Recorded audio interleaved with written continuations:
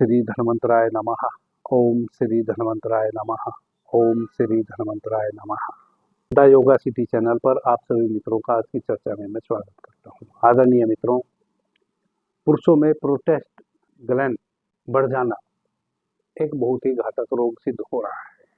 आयुर्वेद के अतिरिक्त किसी भी दूसरी पैथी में इसका परमानेंट कोई सोल्यूशन नहीं है। कई बार सर्जरी लोग करवाते हैं, सर्जरी के बाद भी कई बार यह रोग बढ़ जाता है। बार बार प्रोस्टेट ग्लैंड का बढ़ना, पुरुष ग्रंथि शोथ का हो जाना कैंसर का भी कारण बन जाता है। कैंसर होने की भी पूरे चांस हो जाते हैं और यह रोग बहुत घातक रूप ले लेता है। कई बार इसमें असहाय दर्द होने लगता है, पीड़ा होने लगती है, रोगी को उठने बैठने तक में तकलीफ होने लगती है, रात्रि में सोने के समय करवट लेने तक में तकलीफ होने लगती है। ऐसा भी देखा गया है। और यदि इस प्रकार की तकलीफ ना हो तो एक तकलीफ तो हो ही जाती है कि बार बार पेशाब की स्थिति बनती है, मूत्र त्याग की स्थिति बनती है, यूरिन पास की स्थिति बनती है। थोड़ा सा यूरिन पास होता है, वापस से फिर आधे पौने घंटे बाद फिर यूरिन पास की स्थिति बनी। और जब यूरिन की स्थिति बनती है भीतर, जब यूरिन पास करने की स्थिति भीतर बनती है तो वह इतनी तीव्र बनती है, बहुत ही कम अल्प मात्रा में यूरिन पास होता है, लेकिन जब यूरिन की स्थिति बनेगी तो बनेगी बड़ी तीव्र। रोकना मुश्किल हो जाएगा। किसी भी स्थिति में आप होंगे, एकदम से आपको उठ के बाथरूम जाना पड़ेगा, नहीं गए तो कपड़े खराब हो जाएंगे।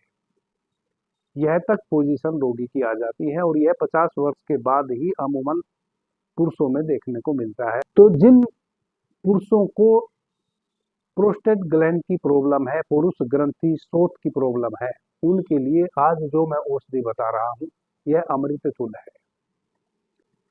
दो प्रकार की औषधि है। एक तो आपने चूर्ण रूप में कई प्रकार की टैबलेट है जो मैं बताऊंगा, जिनको आपने एक साथ बारीक पीसकर चूर्ण बना लेना है और उसकी अलग अलग खुराक बना लेनी है। एक काष्ठ औषधि है जिसको आपने पंसारी के यहाँ से ले आना है और उसका आपने क्वाथ तैयार करना है। दोनों ही औषधियों का आपको बराबर सेवन करना है।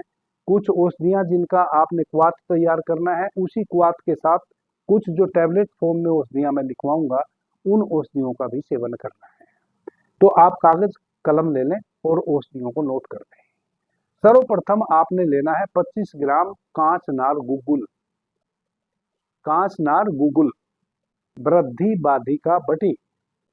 10 ग्राम आपने ले लेना है नित्यानंद रस।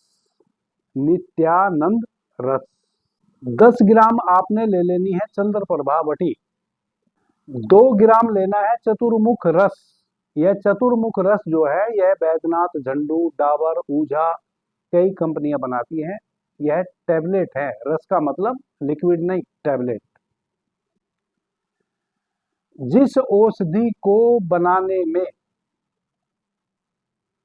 कज्जली का प्रयोग किया जाता है उस औषधि के नाम के पीछे रस लिखा जाता है। रस माने उसमें इसका मतलब कज्जली का उपयोग किया गया है। परवाल पंचा अमृत रस लेना है आपको 4 ग्राम। 4 ग्राम आपने परवाल पंचा अमृत रस लेना है। एक बार वापस से मैं औषधियों को दोहरा देता हूं। वृद्धि बाधिका बटी 25 ग्राम, कांचनार गुगुल 25 ग्राम, नित्यानंद रस 10 ग्राम, चंद्र प्रभावटी 10 ग्राम, चतुर्मुख रस 2 ग्राम, परवाल पंचा अमृत रस 4 ग्राम। इन सभी औषधियों को आपने बारीक चूर्ण बना के, इन सभी औषधियों को आपने 31 पुड़िया बना लेनी है। कुल 31 पुड़िया आपने इन सभी औषधियों को बारीक पीसकर 31 पुड़िया बना के रख लेनी है। तो यह औषधि तो वह हो गई जिनको एक साथ मिला के आपने डस्ट रूप में बना लेना है और 31 पुड़िया बना के रख लेनी है। अब जो मैं आपको औषधियां बता रहा हूं यह सब काष्ठ औषधियां हैं जो पंसारी के यहाँ आपको मिलेगी। यह किसी आयुर्वेदिक स्टोर से नहीं मिलेगी, पंसारी के यहाँ से आपको मिल जाएगी। तो वरुण की छाल आपने लेनी है 15 ग्राम। मैं एक डोज यह जो मैं अभी आपको कास्ट औषधियां बता रहा हूं, यह केवल 1 डोज बता रहा हूं। अब आपने चूंकि 31 दिन तक निरंतर इस औषधि को सेवन करना है, तो आप 31 गुना इन औषधियों को ले लेंगे। मैं केवल आपको एक दिन की औषधि बता रहा हूं जिसका आपने क्वाथ तैयार करना है, तो वह है वरुण की छाल 15 ग्राम। गजपूर्णा, एक गजपूर्णा औषधि आती है, गजपूर्णा, उसको गदहपूर्णा भी कहते हैं कहीं कहीं। तो गजपूर्णा आपने लेनी है 10 ग्राम। छोटा गोखरू लेना है 6 ग्राम, बड़ा गोखरू लेना है 6 ग्राम। और सहजन, सहजन की फली आती है ना जो तरकारी में हम उपयोग में लाते हैं, सहजन की छाल छाल ले लेनी है 10 ग्राम। कुल यह 5 काष्ठ औषधियां हैं। यह पांचों औषधि आपको पंसारी के यहाँ से मिलेगी। यह एक आपकी खुराक हुई, केवल एक खुराक। 31 दिन तक आपने लेना है, तो 31 गुना आप अब इन सभी औषधियों को ले लेंगे। आधा लीटर पानी में इन सभी औषधियों को मोटा मोटा कूट कर, जो कूट करके, जैसे जौ का बीज होता है इतना मोटा मोटा कूट लेंगे और आधा लीटर पानी में इनको डाल देंगे। सिम आग पर पकाएंगे, गैस का मंदिन फ्लेम करके इसको पकाएंगे। जब पानी 400 ml जल जाए, केवल 100 ml बचे, तब उसको छान लेना है और वह 100 ml पानी आपने कप में ले लेना है, औषधियों को फेंक देना है। क्वाथ में यह बन गया आपका क्वाथ। अब इस क्वाथ में आपने और क्या डालना है, वह भी 2 औषधि है, उनको भी आप नोट कर लें। आदरणीय मित्रों, एक शिलाजीत आती है जो ढेले के रूप में आती है, ढेले ढेले आते हैं शिलाजीत के।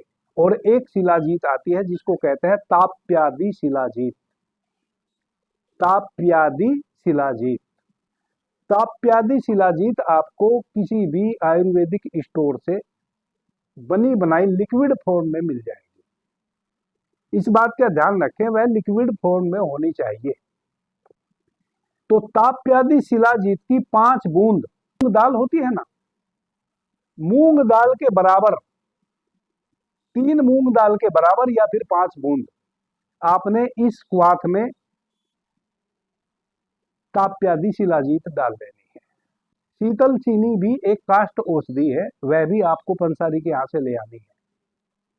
तो 2 ग्राम आपने चीनी का सूक्ष्म चूर्ण बना के वह इस क्वाथ में डाल देना है। कब डालना है, जब आप उन 5 औषधियों का, जो काष्ठ औषधि पीछे मैंने बताई हैं, उन 5 काष्ठ औषधियों से इस क्वाथ को निर्मित कर लेंगे और इस क्वाथ को छान के कप में ले लेंगे, औषधि को फेंक देंगे। केवल आपके पास जल बचा, यानी कि क्वाथ बचा कप में, उसमें आपने 3 मूंग के दाने के बराबर या फिर 5 बूंद ताप्यादि शिलाजीत के डाल लेने हैं और 2 ग्राम शीतल चीनी का चूर्ण डाल देना है। इसको अच्छे से घोल देना है। इसी के साथ आपने जो वह टैबलेट फॉर्म में औषधियों की 31 पूड़ियां बनाई है, एक पूड़िया खोलनी है, मुंह में फांकनी है और इस क्वाथ को पी लेना है। केवल एक टाइम आप अपने लिए चुनाव कर लें कि आप इसको मॉर्निंग में लेंगे कि रात्रि में लेंगे। या तो आप, सबसे अच्छा रहेगा कि आप इसको सुबह खाली पेट ले लें, और यदि खाली पेट आप इस औषधि का सेवन नहीं कर पा रहे हैं, तो फिर सबसे अच्छा समय है कि जब रात्रि में आप भोजन इत्यादि करने के पश्चात सोने जाएं। जब भी आप सोने जाते हैं 10 बजे, 8 बजे, 11 बजे, 12 बजे रात्रि में, सोने जाने से पहले आप इसको सेवन कर लें और सो जाएं। सर्वाधिक कार्य यह रात्रि में, यदि सोने के समय इसको आप लेते हैं, तभी आपके शरीर में करेंगे। 31 दिन आप इस औषधि का सेवन करें। उसके बाद आप अपने प्रोस्टेट ग्लैंड का जांच करा लें। 31 दिन में 100% आप स्वस्थ हो चुके होंगे। इसके बाद आप 1 वर्ष में एक बार कम से कम 31 दिन इस औषधि का इस प्रकार से सेवन करते रहें। वर्ष में एक बार आप स्वस्थ हो गए, नोट कर लें डेट, किस दिन आपने औषधि को शुरू किया था और किस दिन आपने औषधि का एंड किया। उसके सही 1 वर्ष बाद वापस से फिर आप इस औषधि का सेवन करें।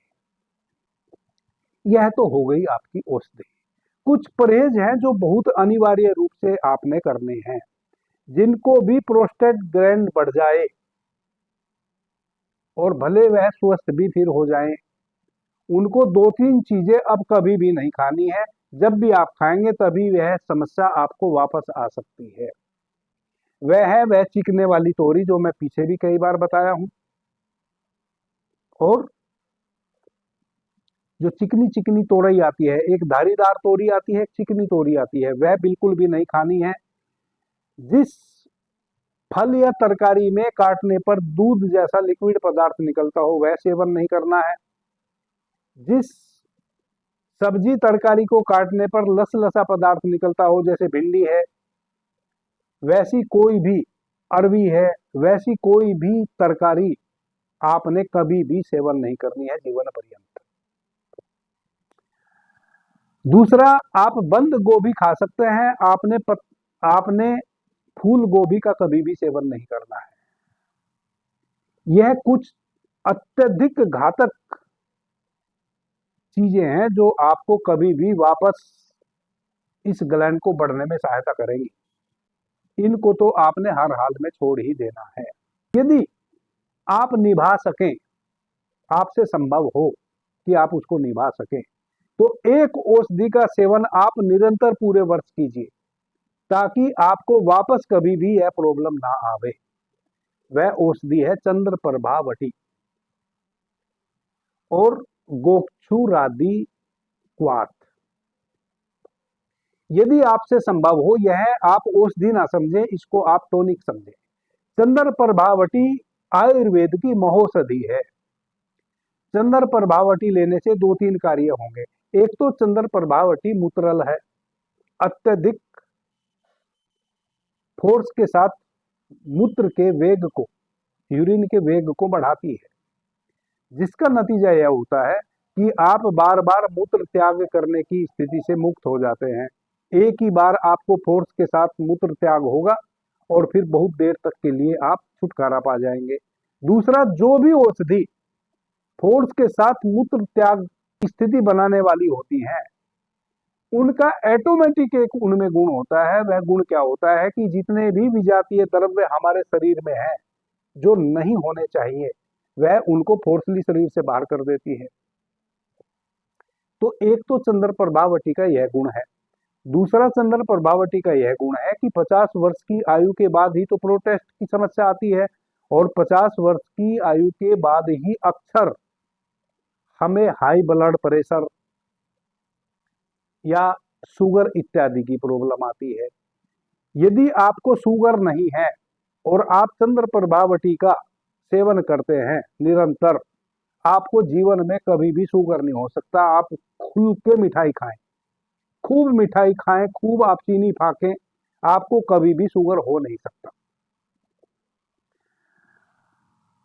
तो सबसे बड़ी बात यह है कि आपके शरीर में जितने भी विजातीय द्रव्य हैं, उनको यह दोनों औषधि चंद्रप्रभावटी और गोक्षुरादि क्वाथ भीतर शरीर में पनपने ही नहीं देगा। जब हमारे भीतर कोई भी विजातीय द्रव्य शरीर में पनपेगा नहीं, इसका मतलब हमारा जो ब्लड है वह भी 100% प्यूरिफाइड रहेगा। और जब तक हमारा ब्लड दूषित नहीं होगा, ब्लड में क्रिस्टल नहीं जमेंगे, ब्लड में क्लोट्स नहीं जमेंगे, तब तक हमें हाई ब्लड प्रेशर नहीं हो सकता, हार्ट अटैक नहीं आ सकता। तो यह दो औषधि यदि आपसे संभव हो, आप 50 वर्ष की आयु के बाद निरंतर इसको सेवन करें। हालांकि जो कम आयु के नौजवान हैं वह भी यदि सेवन करें तो उनके लिए भी यह बहुत ही लाभप्रद है, और यह तो स्त्रियों के लिए भी बहुत लाभप्रद है। चंद्रप्रभावटी और गोक्षुरादि क्वाथ। माताओं बहनों को जो लिकोरिया की स्थिति बन जाती है या पेशाब से संबंधित कोई भी समस्या आ जाती है, यदि निरंतर इसका सेवन किया जाए तो यूरिनरी प्रॉब्लम कभी आ ही नहीं सकती। चंद्रप्रभावटी बनी बनाई आपको किसी भी कंपनी की मिल जाएगी। गोक्षुरादि क्वाथ भी आपको बना बनाया मिल जाएगा। 1 कप ताजा पानी लें, उसमें 4 चम्मच गोक्षुरादि क्वाथ के डाल लें और 2 चंद्रप्रभावटी टैबलेट ले लें। सुबह में या दोपहर में या रात्रि में 24 घंटे में एक अपना समय सुनिश्चित कर लें कि उस समय हम इसका सेवन करेंगे। जो भी समय आपने सुनिश्चित किया है, भोजन से पहले, भोजन के बाद, दोपहर में, सुबह में या रात्रि में, 2 टैबलेट खा के और 4 चम्मच गोखचूरादिक्वाथ के 1 कप ताजा पानी में डालकर पी लें। इसका यदि आप निरंतर सेवन करते हैं तो कभी भी आपको प्रोस्टेट की समस्या वापस नहीं आएगी, प्रोस्टेट ग्रंथि कभी नहीं बढ़ेगी, पेशाब से संबंधित कोई भी समस्या आपको कभी भी आने वाली नहीं है। और जितने भी विजातीय द्रव्य हैं, चूंकि वह शरीर से आउट होते रहेंगे, इसका मतलब आपको रक्त दोष भी कोई होने वाला नहीं है, रक्त में कोई क्लोट्स नहीं जमने वाला है। इस कारण से आपको कभी भी हार्ट अटैक भी नहीं होगा और शुगर भी नहीं होगा। अभी के लिए इतना ही। आपने मुझे ध्यान से, प्रेम से सुना, उससे मैं बहुत अनुग्रहित हूँ। सभी मित्रों को मेरा प्रणाम, धन्यवाद। हर हर महादेव।